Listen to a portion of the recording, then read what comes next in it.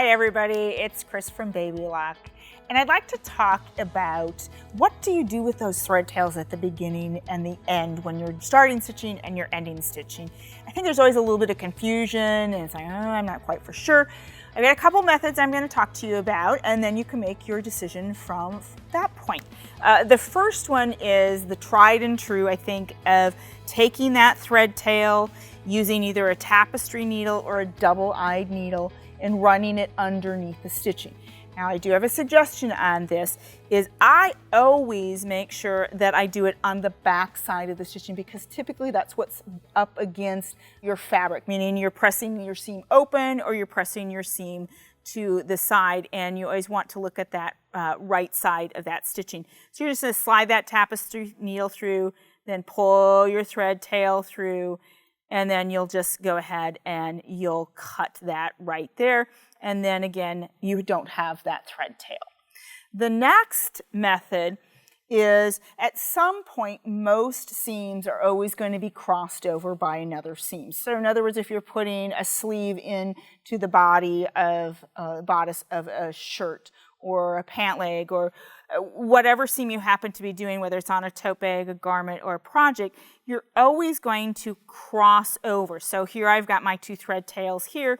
I would simply slide this underneath my presser foot and I would stitch, creating my next seam. And what it will do is it will secure those thread ends at that junction point that I don't have to worry about burying those thread tails.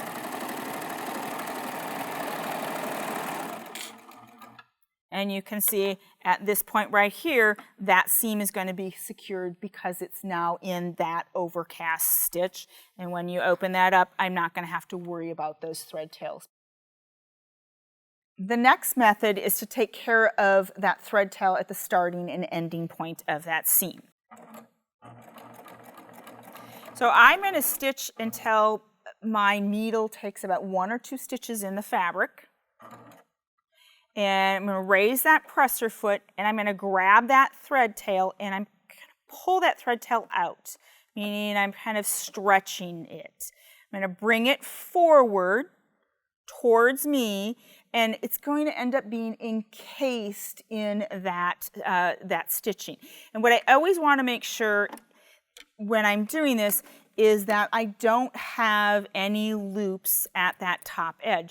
So everything looks good. I'm going to close my doors back and I'm going to continue stitching. Just move that thread tail across my cutting blade. And now I'm going to stitch to the end.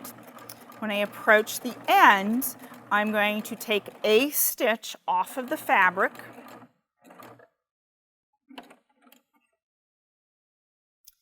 I'm going to open the doors again.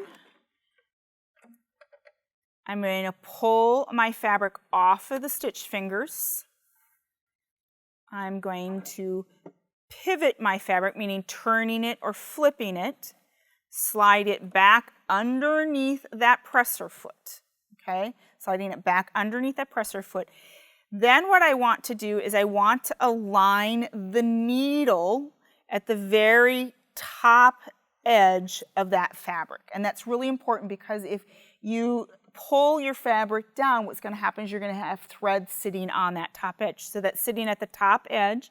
I'm going to lower the presser foot. And in this case, I don't want to trim any of the stitching that I have. So I actually take my blade, meaning I lock my blade, I take it into a down position. And then I'm going to stitch about 1/2 inch to 1 inch and stop. And now I'm going to do what I call release my threads. Typically what you'll see done is you'll see people will run off that fabric edge. I'm not really crazy about that look because you still have those loops sitting there, and if you trim that, then you're going to lose some of that stitching.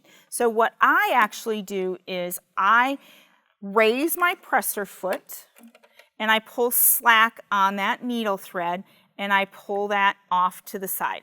Okay, so I've pulled that slack. I'm going to pull that out and just simply trim these threads.